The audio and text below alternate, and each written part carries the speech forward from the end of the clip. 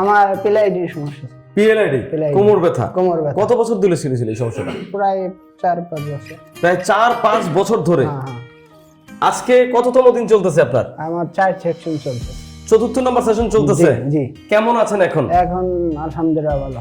ভালো আছেন? হ্যাঁ, 95% ইনশাআল্লাহ ভালো। 95% 4 সেশনে। হ্যাঁ, বাকি 5% আছে ব্যথা আর কি।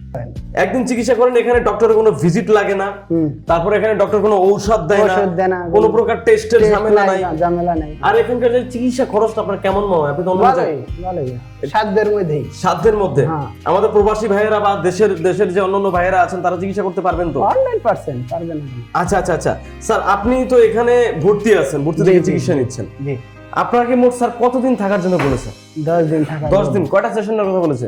5টা সেশনের কথা বলেছে আর কি। আচ্ছা, এখন অবধি কয়টা সেশন হয়েছে বললেন? 4টা। এখন একটা সেশন আছে, একটা বাকি রয়েছে। যাক, আশা করি ওই একটা সেশন নিলেও আপনি ইনশাআল্লাহ পুরোপুরি সুস্থ হয়ে যাবেন স্যার, ইনশাআল্লাহ। আমাদের দর্শকদের সুবিধার্থে আপনার পরিচয়টা যদি একটু দিতেন। আমি ঢাকা মানিকগঞ্জ থেকে আসছি। আমি একটা প্রবাসী, সৌদি আরব থাকি। এখানে স্যারের ভিডিওর মাধ্যমে আসছি, দেখে অনেক ভালো স্যার। আপনার মূলত সমস্যাটা ছিল কি? আমার পিএলআইডির সমস্যা। পিএলআইডি, কোমর ব্যথা। কত বছর ধরে ছিল এই সমস্যাটা? প্রায় 4-5 বছর। প্রায় 4-5 বছর ধরে। স্বাভাবিক জীবনে কি করতে পারতেন না? ঝুঁকে কাজ করতে পারতাম না, বসে থাকতে পারতাম না। আপনি যদি একজন প্রবাসী রেমিটেন্স যোদ্ধা, আমাদের দেশের অহংকার আপনারা, এই যে প্রবাসে গিয়ে যখন এই সমস্যাগুলো হইতো, খারাপ লাগতো না? অবশ্যই খারাপ লাগতো, ঘুমাইতে কষ্ট হইতো, কাজ করতে কষ্ট হইতো। পরিবারের মানুষজন কি বলতো এগুলো শোনার পরে? শুনে অবশ্যই তো খারাপ লাগতো। হ্যাঁ, বিদেশে বাড়ি থাকি, আরো অসুস্থ থাকলে তো স্বাভাবিক সবারই খারাপ লাগবে। সবারই খারাপ লাগবে। তো পরবর্তীতে কতজন ডক্টর দেখাইছেন এই অবধি সমস্যার জন্য? আমি ঢাকায় দেখাইছি, কয়েকটা ডাক্তারই দেখাইছি, বিদেশে দেখাইছি। তারা কি বলতো তখন? বলতো অপারেশন করো। অপারেশন করার জন্য বলতো, মেডিসিন লিখতো। আচ্ছা। স্যারে কখনো মেডিসিন লেখে না। আমাদের এখানে স্যার মেডিসিন লেখে না। স্যারে মেডিসিন লেখে না, ভিজিটও নেয় নাই। ভালোই। কোনো টেস্ট দিয়েছে? না, টেস্ট কোনো কিছুই দেয়নি। দর্শক, এই যে আপনারা আমাদের যে প্রবাসী ভাইকে দেখছেন, আপনি কোন দেশে থাকেন যেন বলেন? সৌদি।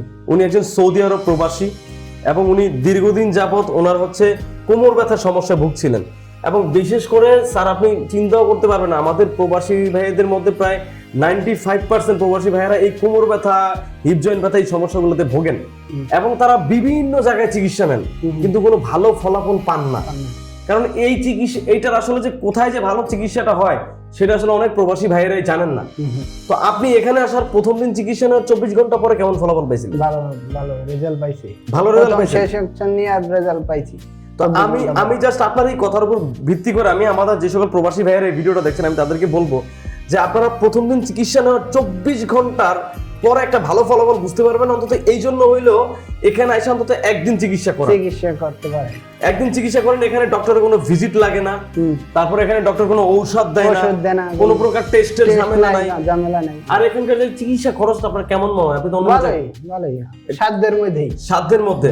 আমাদের প্রবাসী ভাইয়েরা বা দেশের যে অন্যান্য ভাইয়েরা আছেন তারা চিকিৎসা করতে পারবেন তো? 100% পারবেন। আপনাকে অসংখ্য ধন্যবাদ স্যার আপনার এই মূল্যবান মতামত দেওয়ার জন্য। এবং ইনশাআল্লাহ আমরা আপনার সাথে আরেকবার দেখা করবো স্যার। আমরা এই ভিডিওটা এই কারণে নেই, জাস্ট হচ্ছে যে আপনি তো ভিডিও দেখেই আসছেন এখানে, তাই না?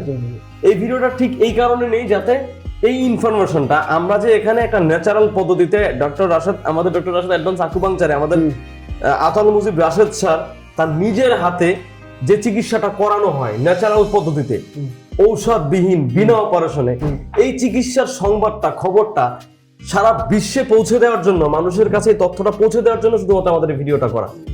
আপনাকে অসংখ্য ধন্যবাদ স্যার, এবং ইনশাআল্লাহ আমরা আপনার সাথে যে শেষের দিন আমরা আপনার সাথে আরেকবার দেখা করব। ইনশাআল্লাহ। ভালো থাকবেন স্যার। আল্লাহ হাফেজ। আসসালামু আলাইকুম।